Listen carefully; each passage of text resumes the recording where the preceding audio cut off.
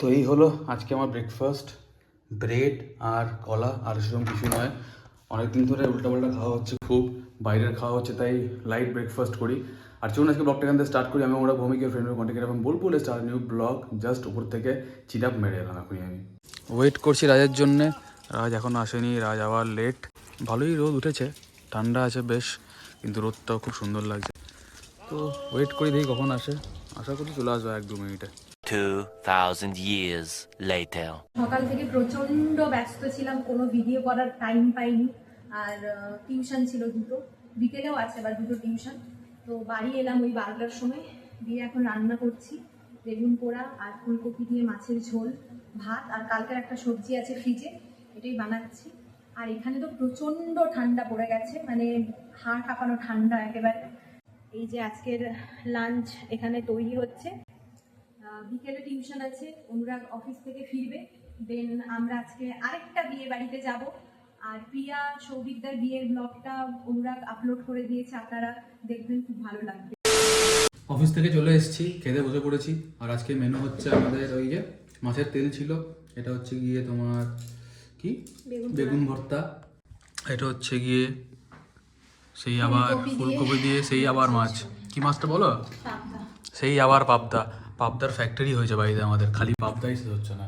মানে পাবদাটা সেরকম ভালো লাগে না আমার, আমার একটা মাছই বেশি ভালো লাগে খুব, সেটা হচ্ছে কাতলা মাছ, বড় বড় পিস কাতলা মাছের, হেভি লাগে খেতে আমার। এবার না বকে তাড়াতাড়ি করে খেয়ে নিই। প্রিয়ার বিয়েতে যেগুলো পরেছিলাম, এই যে বেনারসি মেখলা, আর ওইদিকে হলুদ তেলে পরেছিলাম বালুচুরি, স্বর্ণচুরি, ওই কিছু একটা, অনুরাগের পাঞ্জাবি, এগুলো এখন সব রোদ ওপর থেকে আনলাম, রোদ দিয়ে এখন রাখবো আর কি। একটু যে মানে যেটুকু ঘাম ঠাম লেগেছে তার জন্য আর কি ওপরে হালকা রোদে দিয়েছিলাম। এখন এগুলো সব ভাঁজ করলাম, দিয়ে রাখবো। অনুরাগের জ্যাকেটটা নোংরা হয়েছিল, যেটা রাইনক্সের জ্যাকেট ও সবসময় পরে, ওটা পরিষ্কার করলাম, দিয়ে এখন ছাদে এসেছি, রোদে মিললাম। আমিও স্নান টান করে এলাম ওপরে, ওই চুলটা একটু শুকোতে, হালকা রোদ আছে তার জন্যই ওপরে এলাম আর কয়েকটা কথা বলবো বলে আমি ভিডিওটা অন করলাম। এই তো আমার রিসেন্টলি বিয়ে হয়েছে, তো আপনারা ব্লগগুলো দেখছেন, খুব খুব ভালোবাসা দিচ্ছেন আমার আর অনুরাগের ভিডিওগুলো কন্টিনিউ দেখে। তো আপনারা তো আমাদের লাইফের মোটামুটি 10-12 মিনিট, ম্যাক্সিমাম 15 মিনিট দেখে থাকেন ভিডিওতে। 24 ঘন্টা আমরা কে কী করছি সেটা তো আপনারা জানেন না, তার কিছুটা ঝলক আপডেট আপনাদের আমরা দেখাই আর কি, যেটা পজিটিভ দিক। অবশ্যই আমাদের লাইফে কোনো নেগেটিভিটি নেই বা কোনো নেগেটিভ দিক নেই, আর কোনো নেগেটিভিটি থাকলেও সেগুলো থেকে আমরা দূরেই থাকার চেষ্টা করি। তো যেহেতু আমি সেভাবে কিছু করি না, মানে টিউশন করি, অনেকগুলো টিউশন করি, মানে ওরকম কোনো ট্যাগ নেই যে আমি কোনো অফিসে জব করি বা কোনো স্কুলের টিচার, এসব আমি কিছু করি না, কিন্তু টিউশন করি, অনেকজন স্টুডেন্টই আছে আমার। তো অনেকের খুব জানার ইচ্ছে যে আমি কি সারাদিন রান্নাই করি না কিছু কাজ করি, গানটা শিখে গিয়ে আমি ওটা মানে একদম ফেলনা বানিয়ে দিলাম গানটাকে, গান নিয়ে কি আমি আর কিছু করছি বা করছি না। আবার কিছুজন বলছে শান্তিনিকেতনে গিয়ে তো খুব ভালোই রান্না শিখেছিস। রান্না শিখেছি, হ্যাঁ, মা শিখিয়েছে, কিছু কিছু রান্না শিখেছি ইউটিউব দেখে, রান্না শেখাটা কোনো অপরাধ না। আর আমি 5 বছর শান্তিনিকেতনে হস্টেলে থেকেছি, তো হস্টেলের খাবার খুব বাজে ছিল। তখন আমরা প্রায়ই বন্ধুরা হিটারে রান্না করতাম, যখন আমরা আনন্দ সদনে থাকতাম, ওখান থেকে টুকটাক করে আমরা রান্না শিখেই নিয়েছি। তারপর তো বিএড করেছি, তখন মেসে থাকতাম। দেন বিএড করার পরেও আমি প্রায় আমার টিউশন করা প্রায় 1.5-2 বছর হয়ে গেল, তখনও আমি বাইরেই থাকতাম, মেসে নিজেই রান্না করে খেতাম। আর আমার বাবার অত টাকা ছিল না যে বাইরে মেস ভাড়া, হস্টেল ফিস এগুলো দেওয়ার পরেও হোস্টেলের খাওয়ার বাজে বলে আমি রোজ হোটেলে রেস্টুরেন্টে গিয়ে খাবো। অনেকে খেত, আমার অনেক বন্ধু বান্ধবী খেত। আর শুধু টাকাটাই ম্যাটার করে না, হেলথেরও একটা ব্যাপার থাকে। ওই রোজ রোজ বাইরের খাবার খেতে আমি একদমই পছন্দ করি না। হ্যাঁ, তো যেটা বলছিলাম, না আমি শুধু রান্না করি না, টিউশন করি।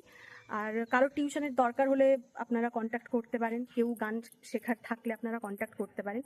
এটা আমার খুব নিয়ারেস্ট ডিয়ারেস্ট মানুষজনরাই বলছে আর কি, খুব খিল্লির আওয়াজে বলছে যে আমি কি সারাদিন রান্নাই করি। না, একদম না, টিউশনও করি। এরকমও হয় আমার এক একদিন 5টা করে টিউশন থাকে, কিন্তু তারপরেও আমি রান্না করি, কারণ খুব একটা বাইরে খেতে পছন্দ করি না। যেটা আগেও বললাম, আমি আগে খুব মোটা ছিলাম, সেখান থেকে অনেক কষ্ট করে রোগা হয়েছি। আর অনুরাগও ভীষণ হেলথ নিয়ে ভাবনা চিন্তা করে। ও আগে তো রোজ জিম করতো, অনেক ঘন্টা, মানে প্রায় 1-1.5 ঘন্টা করে ও জিম করতো। এখনও ও রোজ ডাম্বেল আছে, আরও এক্সারসাইজের কিছু জিনিস আছে, ও এক্সারসাইজ করে। বাইরে খেলে ওই টুকটাক বিরিয়ানি খাই, আর যেটা শখে, বাইরে থেকে আমরা খাওয়ার দাওয়ার খাই না। তো এটাই বলার ছিল আর কি, এটা নিয়ে খিল্লি করবে না। আর হ্যাঁ, আমি এটাও বলছি না যে আমি 5টা টিউশন করি তারপরে রান্না করি, মানে সেটাও বিশাল বড় কিছু ব্যাপার, একদম না, সেটাও কোনো বড় ব্যাপার না। আমার থেকেও অনেক মেয়েরা আছে যারা আরও উঁচু পোস্টে জব করে, আরও ভালো কিছু করে। ওনারাও অনেকে আছেন এসে বাড়িতে রান্না করেন, নিজের বাড়ির কাজকর্ম করেন, মানে যে রাঁধে সে কিন্তু চুলো বাঁধে।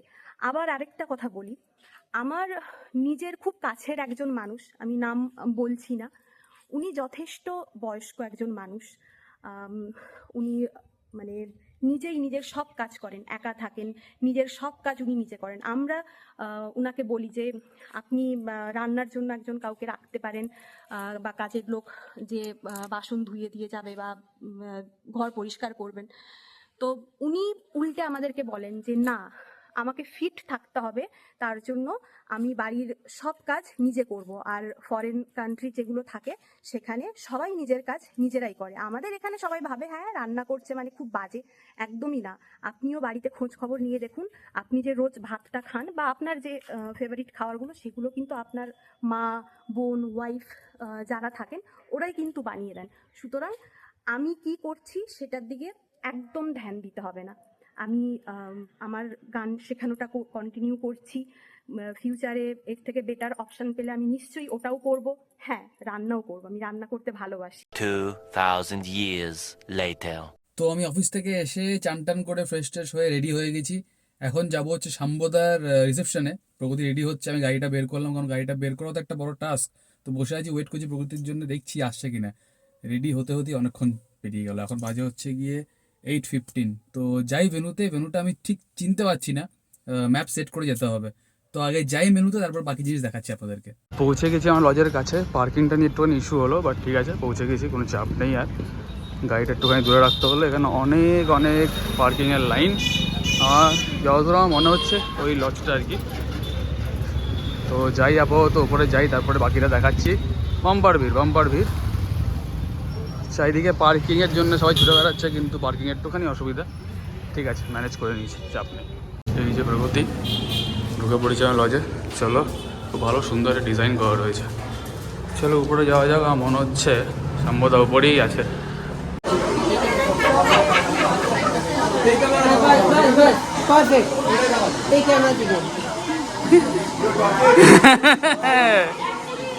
এই তো চলে এসেছে সাম্বদার সামনে, একদম ফটো সেশন চলছে। সাম্বদা যে প্রচণ্ড ব্যস্ত, খুব সুন্দর লাগে দুজনকেই, দারুণ।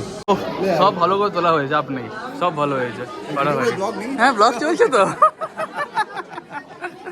এসো, ঠিক আছে, তোমরা আরো ছবি টবি তোলো, অনেকজন গেস্ট আসবে এখন, নিচে তো গাড়ির লাইন লেগে গেছে।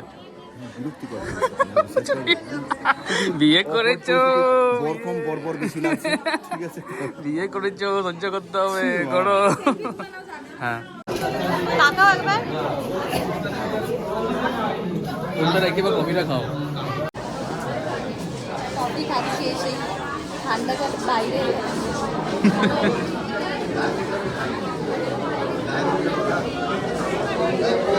হ্যালো, পাশে একজন বাচ্চা আছে, আমি বললাম হ্যালো, ওই তাকালো, আমার মুখ গুটিয়ে নিল। ওরা গিয়ে একটু চিকেন ফ্রাই টাইপের KFC স্টাইলে বানানো বোধহয় নিয়ে এসেছে আমার জন্য। শাড়ি টাড়ি পরে আছি বলে পুরো খুব কেয়ার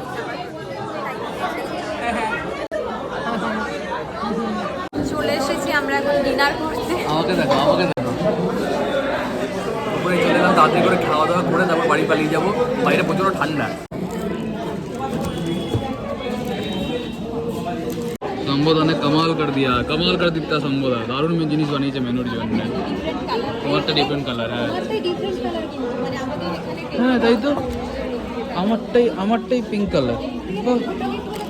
হতে পারে মেবি।